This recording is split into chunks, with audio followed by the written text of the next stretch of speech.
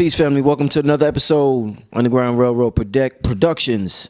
Back with Mr. G. Mr. G, man, welcome back, my brother. Thanks a lot, brother. Good to see you again. Listen, the first time you was here, I didn't read the book. Got it in front of me, My Journey with Dr. Sebi. And you told me, Rich, next time you interview me, I want it to be after you read the book.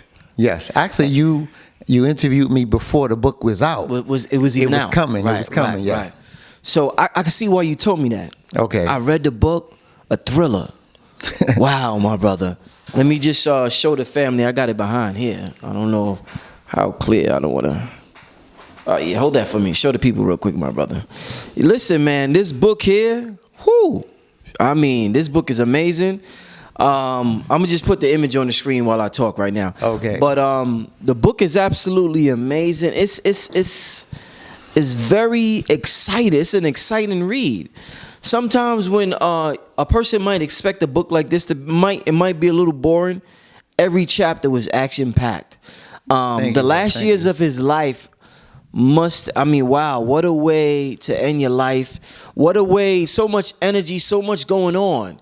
Somebody at that age, he had so much going on, so much traveling, that it's just amazing to read that in a book, everything that y'all went through, man. And I'm sure he's thankful he met you, my brother. Yes, and I have so many DMs and emails and phone calls from people that know me. Yeah. They tell me that they feel like they was a fly on the wall. They actually felt like they was there. I get that reaction from a lot of people. Do you ever feel like you're overstepping your boundaries because you only knew him in his later years and there's people that knew him way longer and you're the one writing the book and getting a certain amount of recognition?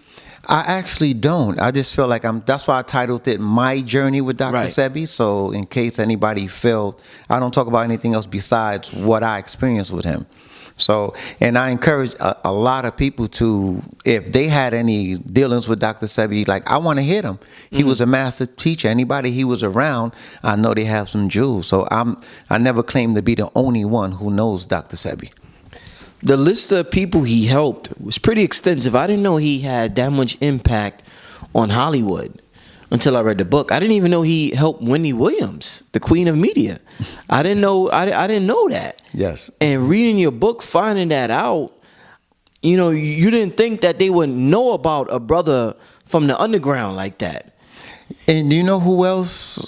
Well, Wendy Williams, they was connected to him through me because, I was working with them. But Lisa Left Eye ex-boyfriend, Andre, what's his name? Andre Rison, Super Bowl champion. He reached out to me, and he told me that he wouldn't have made it to the Super Bowl had it not been for Dr. Sebi. He told me I was hanging out with Dr. Sebi in New York. Dr. Sebi was on the sidelines at my football game. Like, I was shocked. I didn't know that. Wow, that's something, man. I mean, have you ever met? Did you ever meet? No, you didn't meet Lisa Left Eye because she passed away way earlier. Yes, I met her mother. I met her mother Wanda. Because they came to the lecture. I met her mother in Honduras with Dr. Sebi. Okay. I was hanging out with Dr. Sebi in the house, and we happened to be talking about Lisa Left Eye because there's a picture of her in the kitchen. Mm-hmm. So I told him I really like that picture of Lisa Left Eye. He said, well, go tell her mother. Her mother's sitting right there under the tree, under the mango tree. Mm-hmm. And I walked. He said, her name is Wanda. Tell her that I sent you. So I went and I spoke to Wanda for a while, and I felt like I met Lisa through her mother because she told me some amazing stories about her. People are always curious, men of power and men of great influence. People always want to know what are their daily habits they have that are different from everybody else's, because everybody wants to replicate that. Everybody wants to copy that in hopes that they become as influential as the person. So I'll give you an example. People want to know what Bill Gates did. They want to know what Steve Jobs did. They want to know how Kobe Bryant, how he spends his whole day. So what can you say about Dr. Sebi that might be his daily habits that might be different or that might be of interest to an average person that wants to know what was Dr. Sebi like? One thing I can definitely see that he was really into knowledge of self, and he really didn't care about what anybody around him thought. He said if he was going to cater to people, he wouldn't have been able to do anything in life. You know, and you talked about that in one of the chapters. He said something along the lines of, they are going to talk shit about me whether I do the speech or not. So it reminded me of something that Kanye recently said when he just dropped this album. He was like, yo, he defended the LGBT. Then next thing he know, they turned against him. Then he said he defended black people with George Bush. Next thing he know, black people didn't like him after he wore the MAGA hat. So he's like, how about I just do me? And I exactly. So what kind of learning lesson you think that is? It seems like people are learning that they just can't please everybody. So when Dr. Sebi was saying that, what did you get from that? Well, I got, like I said, knowledge of self. Because me, myself, I used to cater to a whole bunch of, I used to wonder, worried about what everybody was going to think or do, about what I do. So from hanging out with Doc, I was able to just, if it felt good to me and I know it was coming from a good place in my heart, just go with the feeling. Like I stopped trying to cater to everybody, because it's like damned if I do, then if I don't, then if I do, that same kind of attitude. Right. Wow, that's I know that's a liberating way to live. Yeah. It's got to be a liberating way to live. Something Dr. Sebi said also in the book that I thought was quite interesting. He said that 80% of healing is mental. Yes. It's a large percentage, 80%. Yes. Now, him saying that, you also talk several times about Deepak Chopra helping clients before Dr. Sebi helped them. Now, Deepak deals strictly with the mental. He deals with the law of attraction and things of that nature. A lot of his techniques were unsuccessful. So I'm wondering if healing is 80% mental, what made Deepak not successful with certain clients? And we'll just using Michael as example, and they had to go to Dr. Sebi and he had the herbs. Why do you think that is? What made Dr. Sebi more successful? Because 80% is healing. Mm-hmm. I mean, is mental, but 20% is what you consume as well. Mm-hmm. And Deepak Chopra came up when he was dealing with Teddy Pendergraft for several months. And I don't know if Teddy Pendergraft's wife is still alive, but he was working with Doc for several months, and they wasn't getting any results. So Dr. Sebi came in, and with the little bit that he did in a little bit of time, they was able to see results almost immediately. And they had that conversation deep in front of Teddy Pendergraft. You know who was there? Red Pill Mother. Yeah? Red Pill Mother was, wow. She knows the story like the back of her hand.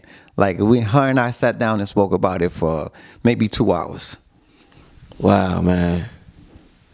That's deep because, shout out to Annette Thomas. Shout out to Mom. We call her Mama Pill. I'm sorry. Yeah, Mama Pill. That's one of the reasons why we couldn't find Phil, because of the names. I didn't know Red Pill. Yeah, they done changed your name. Yes. Man. Mama Pill, Red Pill, Blue Pill. I just know her as Annette Thomas. Like, Doc would talk about her with a big smile on his face. Now, she was influential in the case that he beat in New York, correct? Yeah, she was actually one of his co-defendants at one point. Right. Now, in the book, y'all talk about, I think he sent the herbs to Lancaster. No, he didn't send the herbs. The lawyers sent them. They sent it to Lancaster, and it came back as food. As food, not even as medicine. No chemicals. That's why he beat that case, because it wasn't able. In order for you to use, like I said last time, it has to be a chemical inside of your herbs. Right. So they didn't find no chemicals in it. So it's like he's curing you with an apple.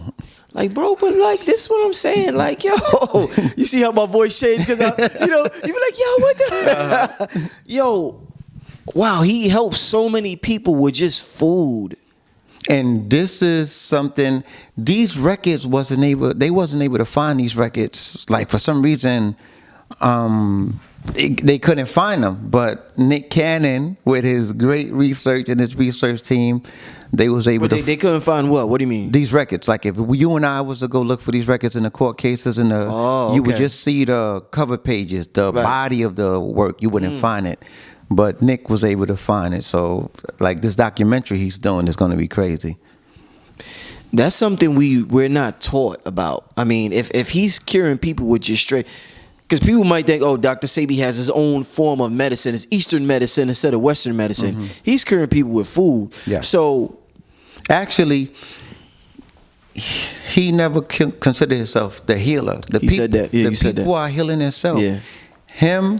He's getting you out of the way of your own body. It's like if you cut yourself, if you pick at it all day, it's going to take its time to heal. But if you don't pick at it, it'll heal faster. Right. So all he's doing is getting you out of the way of your own body, because your body will heal itself. And that's something we're not taught a lot. Yeah, because when these people are sick and they eating pork, rice, cheese, they not feeding themselves. They feeding the disease that they have. So the disease is not going to be able to live in an oxygen-rich environment. That's why fasting is so important. Right. Anytime they heal anybody, because if we're not feeding the disease, it's not going to grow. It's funny, man. When you fast, you'll get these signals sent to your brain. You'll think you're dying. Yes. You'll be like, oh, I'm about to die. I need a cookie. Yeah. I need, like, you will swear, and it's all mental. It's all mental. It's all mental. But I guess this disease or this acidity or whatever is sending these messages to you, trying to fool your brain. Yes. And damn, man. So that's where that 80% mental comes from. That's where the 80% mental comes from. Because it takes a lot of willpower. Have you been to China or where the Buddhists will walk on fire? Or all mental. If you believe it's not going to burn you, it's not going to burn you. So same thing with healing. I witnessed. We're talking about I witnessed a father. Well, in the book, Mr. Webb. I witnessed.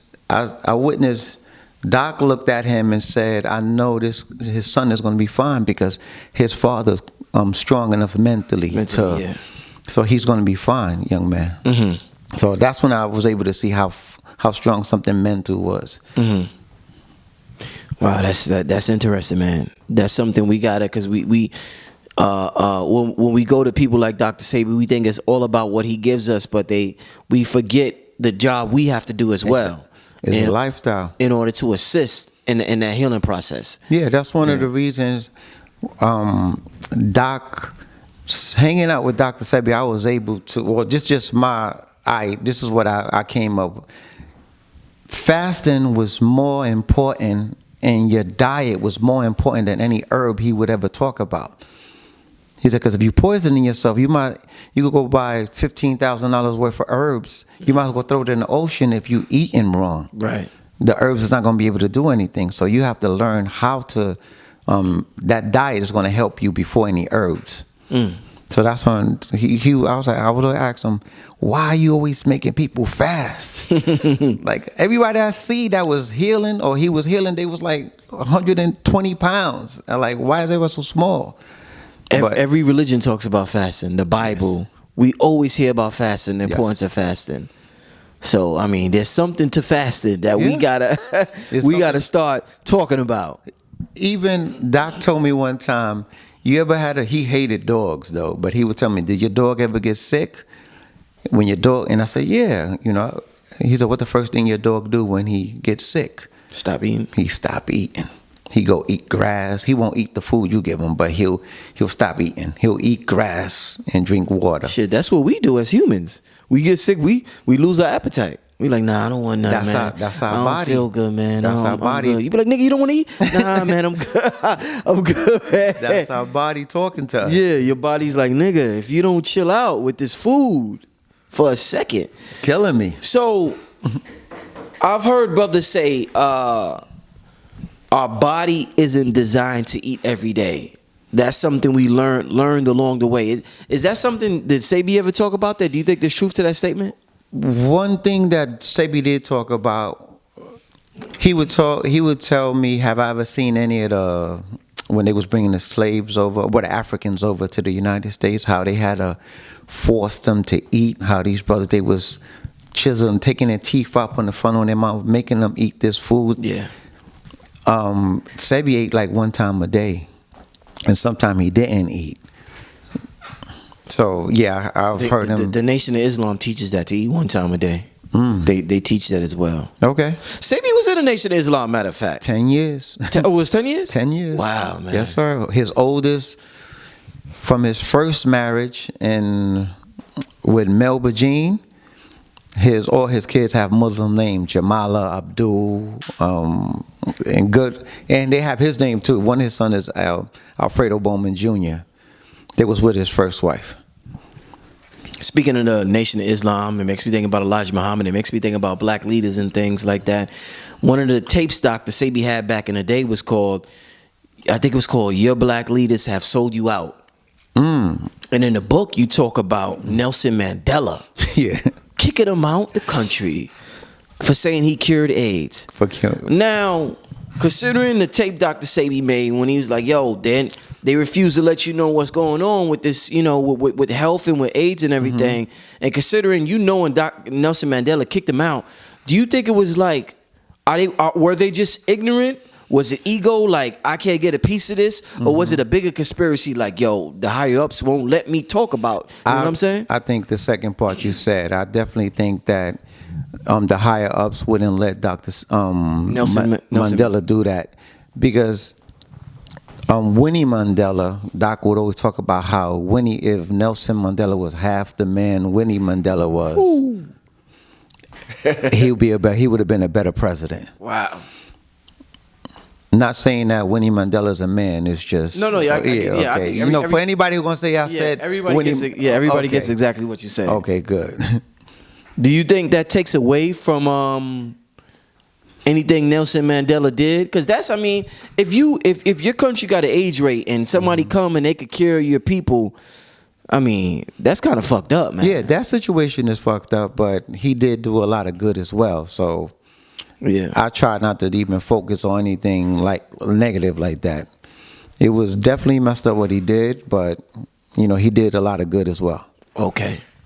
I think something that was so profound, so interesting, that you put in the book toward the later chapters, it was Sebi's own words. Yes. And there was this section on, I guess, us being cosmic beings versus us being philosophers. And to summarize, Sebi basically said, yo, philosophy is a Western concept. Everything we need to know, we don't have to study. It's in us. It's in our DNA. It's embedded within us. Yes. And he talked about the animals and the birds or whatever. They don't have to have a master teacher or whatever to learn to do what they do. Ah, man, that's so important. I think that's something that we always want to know. Well, if you say something profound, well, Mr. G, what book you got that shit from? We always they don't expect it to come from you. Yeah. So Dr. Sebi, I think he might have said in the past he didn't read or something. He never read a book or something. He said like that, right? Yeah, he said he never went to school. And that what you're saying right now reminds me of when we drove to the Mayan ruins. We was with Chef Aki, and we went to the top of a mountain. And Chef Aki was like, how did they get up here? And then Doc told her, what make you think they came from down there? Woo! Because we on the top of a mountain, so we have pyramids, so we have, and Kopan ruins, they have, so Chef Aki's, how did they get up there? And he said, and then Dr. Sebi said, you assuming they came from down there. That's funny. And we all just got quiet in the car. And when we got to the Mayans, we found one of the indigenous people there, and Dr. Sebi asked them where they came from. Every last person that we asked, every indigenous person we asked the older people, they all looked up. Yeah, they all looked up like that. Or one of our tour guides, he had like a peacock feather, so he would point towards the skies. Did they elaborate or they just looked up? No, they can't elaborate to Americans. Wow. So, oh man, do you think that hurts us that we're such information-based culture that we're not tapping into something that even with Red Pill, I talk about we be like, how the hell they came up with so many inventions back in the day? Damn near everything we use was invented by a black person, but now it seems as though inventions is at an all-time low in terms of our history in America. And we're like, well, what happened? Maybe that's it. We're not tapping into that DNA. We're so busy looking for a book or what somebody else is telling us to do instead of looking within us. Yeah, we was in Copan, it's called, in Honduras. Anyone can Google it or go out there themselves. We was in the city. The tour guide told us, oh, this is the top city. It's 3 more cities under us. And we was like, what you talking about? So he opened up this gate. We went in and we went down to a whole nother city that was under that city. Whoo. So when we get to the second floor, he said, or the second city, he said, it's another one. We went to the third city. These are cities on top of cities in Copan, Honduras. He said it's 2 more under, but I'm thinking about oxygen, and I'm like, look, I'm getting claustrophobic. I'm ready to get upstairs. So I said, we got to head up. But we going down. It's just like right now, we in Brooklyn, so we see Macon Avenue. You see Macon, or you go under, you see a whole different. It's not even a clone of it. It's a whole different complete city. It was 4 cities on top of each other. Wow, man. Never seen nothing like that. What did Sebi think about America versus Honduras? What can you say about like the whole American lifestyle? Did he like it over here? Did he prefer it over there? I actually never heard him say America. He always looked at us as one people. Okay. So I never really saw the comparisons of him saying, I don't like this. Like wherever he at, he was home. I think in a book, you wrote that when he went to Mexico, they asked him where he was from, and he said Honduras, and they wouldn't talk to him until he said he was African, right? Actually, that was Alfredo Cortez, the Mexican who healed him. He was 94 years old. He asked him, where you from? And he said, I'm from Honduras. And he said, you full of shit. So he came back the next day, I believe, and he was like, where you from? He said, I'm from Africa. And he said, now we can talk. Because there's no black people in Honduras. It's Lenca, Panca, Maya. There's no black people. You're African. And what was so funny, how when Sebi talks about it, the Mexican was 94 years old, Alfredo Cortez, and he cured Sebi in 90 days. And he had the same name as Dr. Sebi, Alfredo. So when he cured Sebi, he was 94 at that time? The Mexican was 94. The Mexican, yeah. Yes. Wow. Sebi was 31. And do you know how long the Mexican lived to be? I don't. Cuernavaca, Mexico was where he was from. There's just so much indoctrination in the Western society that I'm always fascinated by, conversations that happen, in the islands or in the East or whatever. Something that you also talk about in the book is urine therapy. Yes. And you was like, man, you said in the West, in the Caribbean, that shit is penicillin. Exactly. So we look at it as something crazy in the United States. Yeah, that's crazy. Like, nigga, you drink your piss? You go outside the United States, and you definitely going to urine is a form of medicine in Haiti, Honduras, Guatemala, Panama. You speak to the older people, that's what they're gonna talk to you. That's how some of the older people, they bug out when they see that we eat garlic, because garlic is something that they put on their knives when they want to cut you deep and make sure you don't cure. Okay, say that again. So where's this? They're surprised? Honduras, Guatemala. Like when you eat in garlic, like they like, they know that if they put that on a knife, or you put garlic on a bullet here in America, they know that there's no healing from that once that acid get in your body. And we eat it over here, so yeah, and we eat crazy. Yes, and they consider it medicine in some places. Give him some garlic, his cold gonna go away. Yeah, a lot. I've heard that a lot. Yeah, a lot of even holistic people over here. They're like, yo, you need to eat some garlic. That's why a lot of these holistic people was going against a lot of stuff that Doc was Dr. saying. Sebi said, yeah. Because he would come with facts, not with philosophy. I mean, he said some interesting things, man. He said, shit, we shouldn't even eat a damn carrot. I mean, it's not going to kill you, Damn. but you're not feeding your cells because it's a hybrid. It's Right. hybrid. It's not going to resonate with nothing in your body. Right. It's just like eating corn. It's just you just exercising your digestive system. It's just going to go in and come right out. You can identify it in You your see stool. it in your feces, yeah. You see the corn come out. Yeah. Man, yeah, Dr. Sebi, man. I mean, so what is it about Doc? I mean, one thing he told us when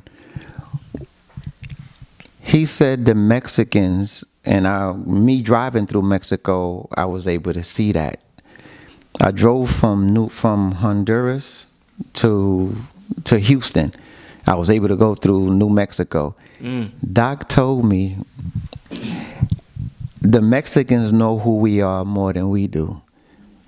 So I stopped by the temples in Mexico, and they didn't speak to me at first when I was speaking English. When I spoke to them in Spanish, they was able to open up a whole different portal to me.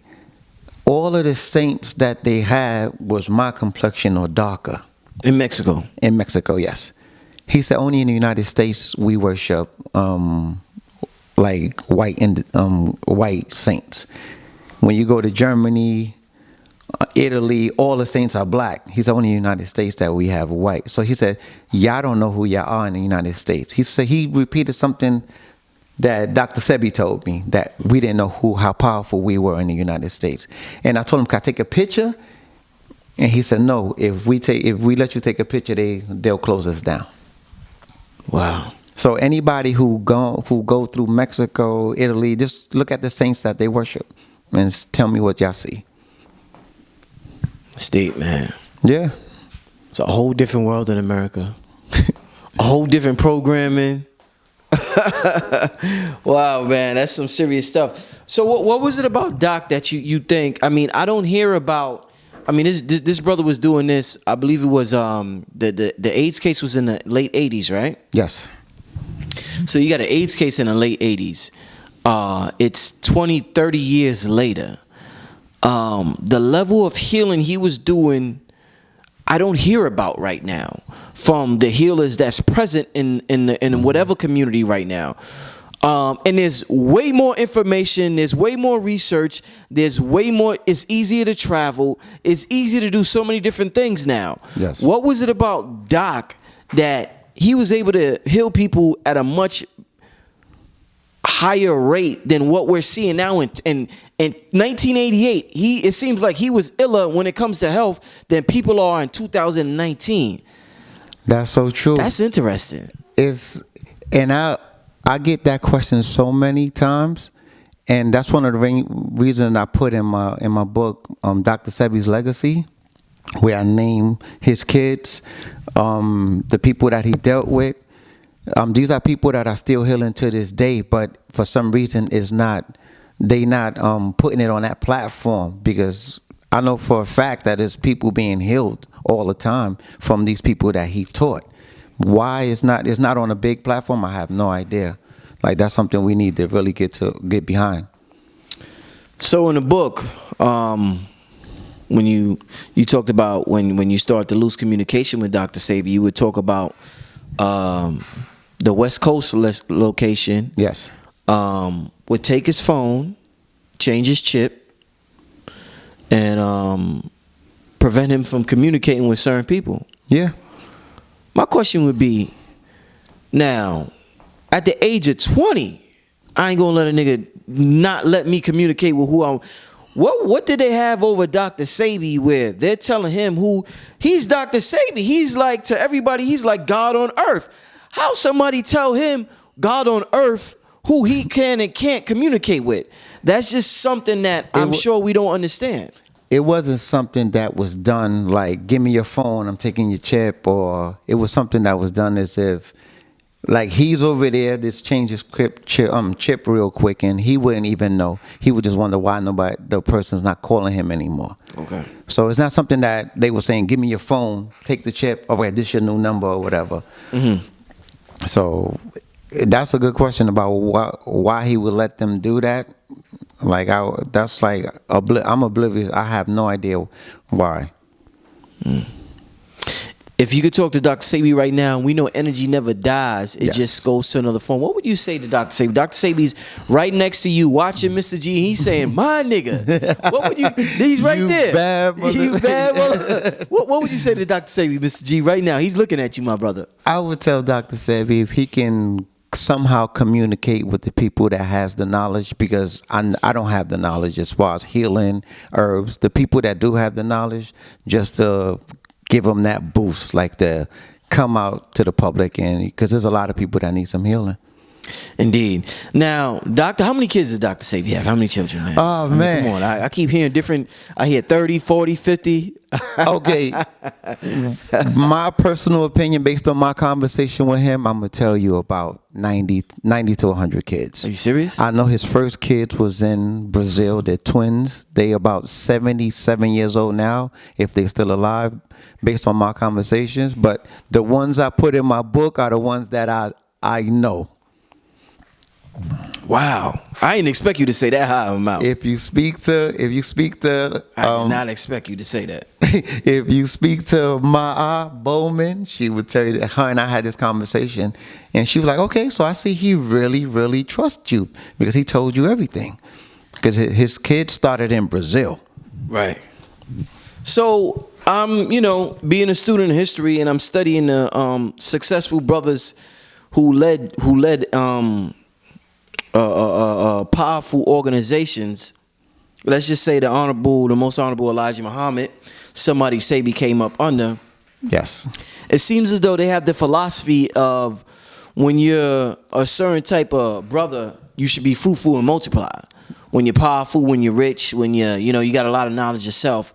Do you think what happened with Dr. Sebi in terms of his children and what happened with Elijah Muhammad in terms of his children, some of their children betraying them, do you think that that's a learning lesson for powerful men, that maybe having a lot of kids isn't the best thing to do?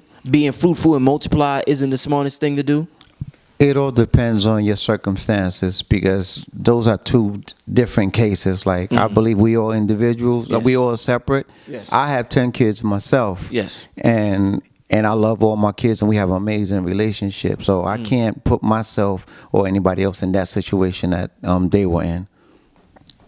Indeed. Did Sebi ever talk about the importance of, because we talked about food Yes. and your mental healing being 80% mental. Did he ever talk about the importance of breathing? Breathing? Breathing, yes. No. Breathing is something that, because food is electrical. We're electrical beings. That's what he talk, electrical diet. Yes. And basically what's in the apple, that's trapped light right there. So we're absorbing that light that the apple absorbed from the sun, a secondary source. We're getting it from the apple that got it from the sun. So with breathing, they're saying the chi is all around us, and we could just inhale the prana and the chi, and that's why you have breatharians. Yes. So did Sebi ever go to that area, breatharian? Or With me, no. Yeah. So I'm not going to say he never taught that or he know about that. With me, no. The most important thing he would talk about with me or people around was iron, the consumption of iron. He said that's what active is magnetic, because any herbs that you take, if you're not taking iron, you're not really doing anything.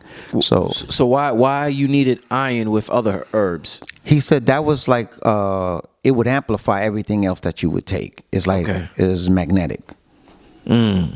Like I said, this is stuff that I heard him telling other people he was teaching. Me and Dr. Sebi, our conversation was all about where we going later on today. I was like that neutral ground for him. Yeah. He was real comfortable around you. Yeah. I never asked him once, what does quinoa or guaco? We was like, he said I was neutral. We never had that. because a lot of people ask me why. What you learn about herbs? Like people DMing me, well, what's good for this? And I'm telling them, you need to go ask the people who know. I'm not a healer. Yeah. I think one of the more interesting, the whole book is interesting, but something that struck my attention in the book is when you was talking about the athlete. And he cured the athlete, I believe it was of HIV. Yeah. And the athlete did not even want to acknowledge. I mean, nigga cured me of HIV. Nigga, if I have $1 million, I might give you $1 million. I'm eternally grateful. Yes. Especially, imagine when that shit first came out. I mean, you would think that's life or death. Like, so for somebody to come cure you, you would think that's Jesus on earth. Yes. So for an athlete to totally disregard somebody curing you of HIV, you said when you brought it up, you thought he was mad at you. Yeah. When you asked the question So about. when I asked him, he was quiet for. I like, oh shit, what did I just do? And then he did. I was about to leave when he started breaking down what I broke down in the book, and I was shocked. Did you ever get that sense because of that it gets to the point when you teach your people, you start to feel like these ungrateful bastards don't appreciate shit. And it changes. You go from a nice guy to a bad guy because you're nice, you want to help your people, and then your people don't appreciate you and what you're bringing. Did you ever get that sense from Sebi where after a while he was like, yo, the black leaders, the black celebrities, the people, goddamn, I'm not a priest, man. Fuck these, effing, whatever. Did you? Never got that, because to the day he passed away, he was talking about Bolingo and opening up research centers all over the world. Research centers. That's big. Yeah, that is admirable. He didn't let that stop him. That messes with a lot of that, and I can understand why that might mess with a person's psyche. Yeah, it's just like Shaquille O'Neal. He talked about how he went at Akeem Olajuwon, throwing him bows, and he was a nice big fella. Doc remind me of that when it comes to everybody who went at him. Wow, man. Y'all had some interesting times on the road doing lectures. Yes. During the last couple of years of him. I think that's when I got the best of Sebi. The lectures, to me, it seemed like he would repeat a lot of stuff that he had like a template for his lectures. When he was talking to us in the group, that's when you get the best of Sebi. Indeed. So, with the lectures, I went through some difficulties, and it seems as though you was a big help on his hand, coming up with some solutions. People overcharging. People, as soon as they figure out who he was, it seems like they will flip the script. Mm-hmm. No, with the lectures, that seemed like that was the easiest. I didn't know how famous he was when I met him. So when I called my boy Hakeem, when I got in contact with Hakeem. I'm talking about like the Atlantic Center, and they gave you all these rules. You need police, and Exactly. Exactly. And then the sister from the Mason Center, she was like $6,000 before, and actually she wasn't from the Mason Center. She was actually somebody that Dr. Sebi knew. Yeah. So when she did that threw us off guard, but it was always a solution sent immediately. Like we didn't have to cancel not one lecture. It always worked itself out. Man, you came into his life at the right time, brother. We came into each other's life at the same time. My sister's still here because of him. So tell the people that story. So your sister, lupus. She had lupus. Yes. So she was my older sister, which is my nephew's mother. Oh, that's his mom. Yes, that's his mom. Okay. We was talking, and she was like, Eva's not looking good. I don't think she's going to make it to 2015. So at this time, I was like, I got to do whatever I got to do to help. I wasn't trying to bury my sister.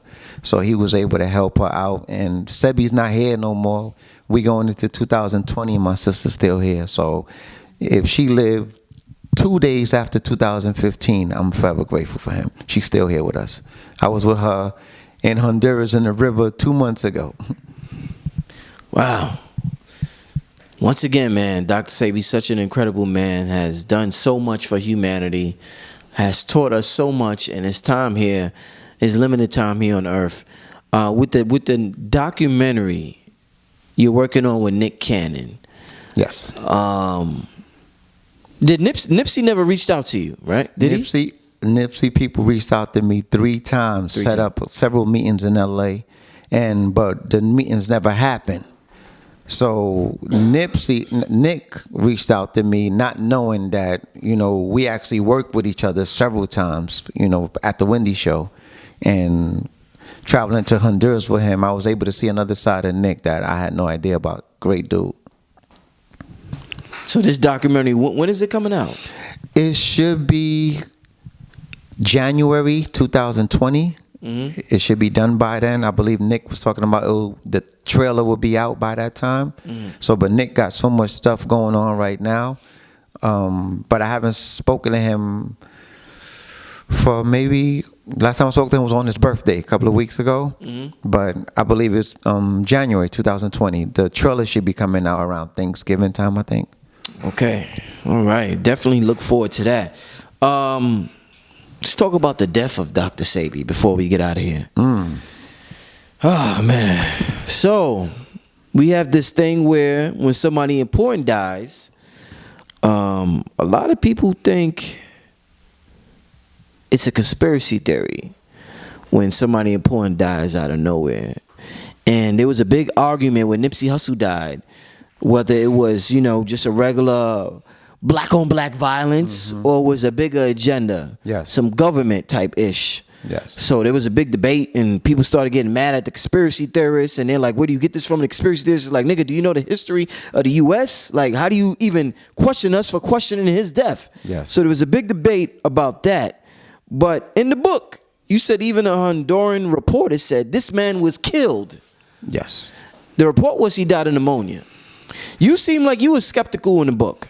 The way you wrote it, it seemed like you was kind of skeptical about the situation with how he died. Yes.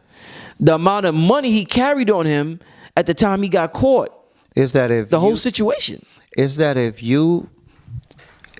a reporter said I interviewed him day before he passed away, this man was healthier than an ox. Yes. He said this man dropped on his knees. We talked for hours. Yes. How can he be dead the next day? Mm-hmm. That report I was in Honduras at the time. Mm-hmm. I've seen this on TV. You can't find that report nowhere after his death. It's sort of like the World Trade Center when everybody was saying all the bombs and we heard demolition bombs, and now you can't hear that. Then you don't hear that no more. Same thing. Same exact. Great analogy. Great analogy. He definitely taught a lot of people. The brother KT, the arch degree, is definitely a sharp brother, man, who's out there. He has helped me a lot with healing. So shout out to KT, the arch degree, for carrying on the legacy. Also, I can't front on Brother Polite has done a lot as far as teaching me over the phone, just giving me advice in terms of health. So, and that's something that somebody else that was under Dr. Sebi. Brother, I remember in Honduras, Dr. Sebi came back from LA. Yeah. With like $20,000 or $25,000 that Brother Polite gave him. Mm-hmm. And he had a lot of good things to say about Brother Polite. Mm-hmm. Yes, I would hear some nice stories that he would talk about Brother Polite with. To me. He wanted me to meet Brother Polite, but for some reason we just never met. Indeed. Well, man, what do you, like I said, it's the book, action-packed from the beginning to end. I couldn't put it down. I picked it up. It was around my son's birthday, so I had to put it down because I was planning my son's first birthday party. Smart man. Then right after that, I picked it up again, and I could not put it down. So I advise everybody, and it's like you could learn and you could apply certain things that Dr. Sebi went through in his life. Yes. And you could apply it to your life, and it's learning lessons. Yes. Good and bad.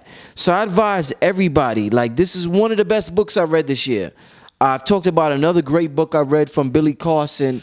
This is another one of the best books I've read this year. When I saw that interview you did with the brother, and the brother was deep, and when you said that his book was one of the best books you wrote, I was like, man, I was kind of intimidated. I was like, he gonna read my book. I want to see what he got to say. You a good writer. Thank you. You wrote this? Yes, sir. No, I wrote that. This you a good writer, my brother. Like, hands down. Like, you could capture the reader's attention.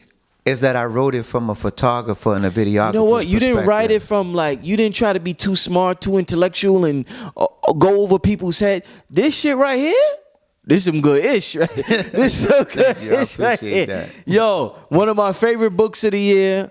I'm gonna put it on the screen as I'm saying it. That My Journey with Dr. Sebi. Mr. G, say your name for the people. I don't want to mispronounce it. Abelardo Guerrero.